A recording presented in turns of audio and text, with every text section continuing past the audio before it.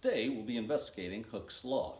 Hooke's law states that the extension of a spring is directly proportional to the force applied. Now that is until the limit of proportionality is reached. The limit of proportionality is when the spring has been stretched so much it will no longer return to its original shape. To investigate this, we need to set up our apparatus as you see here. I've clamped my clamp stand down to the table so that it does not topple over when force is applied to the spring. We are measuring the extension of this spring. Because of that, I have aligned the bottom of my spring directly with 0 on my ruler. I will be using a set square to measure the extension of the spring. Record our results in a chart like this. A mass of 100 grams is equal to 1 Newton in force. And the range of mass we'll be using is from 0 to 1,000 grams for this investigation. And the extension of a spring is always measured in meters. To begin this experiment, I have aligned my spring directly with the top of the ruler so that the extension can be measured on the ruler without having to subtract values, as you can see here. I will now apply 1 Newton of force, which is 100 grams of weight, and measure the extension of the spring. It's important we measure from the same point every time. So I am measuring from the very bottom of the spring, and I can see it has an extension of 3.7 centimeters, which is 0.037 meters. I've recorded this result in my chart. I will now apply another Newton of force. In other words, another 100 grams of mass.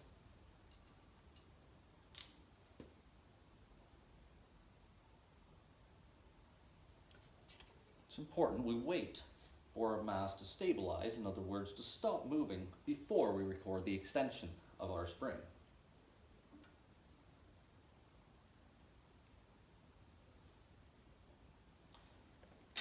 Using my set square, I can see the extension is 7.8 centimeters, or 0.078 meters. Once again, I have recorded this data into my chart. I will continue to add 100 grams at a time until I have reached 1,000 grams.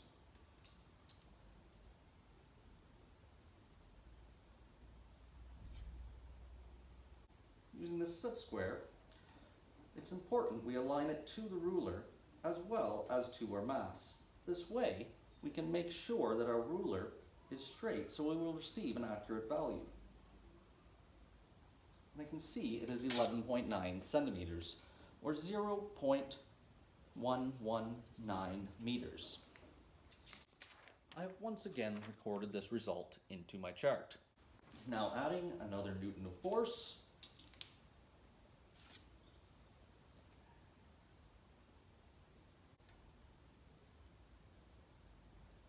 and the extension is 15.7 centimeters, or 0.151 meters.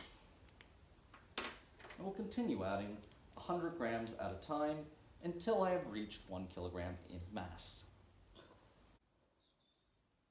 I have completed the experiment with a mass from 0 to 1,000 grams and measured the extension in meters each time. I now must graph my results. Normally, the independent variable goes on the x-axis. The independent variable is what we knew before the investigation began. In this case, we knew the force before the investigation began, so it is our independent variable. The dependent variable is what we measure during the investigation. In this case, we measured the extension every time during this investigation. So extension is our dependent variable. When graphing Hooke's law, we must put the dependent variable, which is extension, on the x-axis. This is the only time the dependent variable is put on the x-axis in a graph. Here is the graph of Hooke's law. Extension, the dependent variable, is on the x-axis, and force, the independent variable, is on the y-axis. We can see from the perfectly straight line that force is directly proportional to extension. Hooke's law states that force is proportional to extension until the limit of proportionality is reached. If I were to keep adding mass in my investigation, I would reach the limit of proportionality where the extension would no longer be proportional to the force applied. We can see on this graph where the limit of proportionality is, as it is no longer a straight line.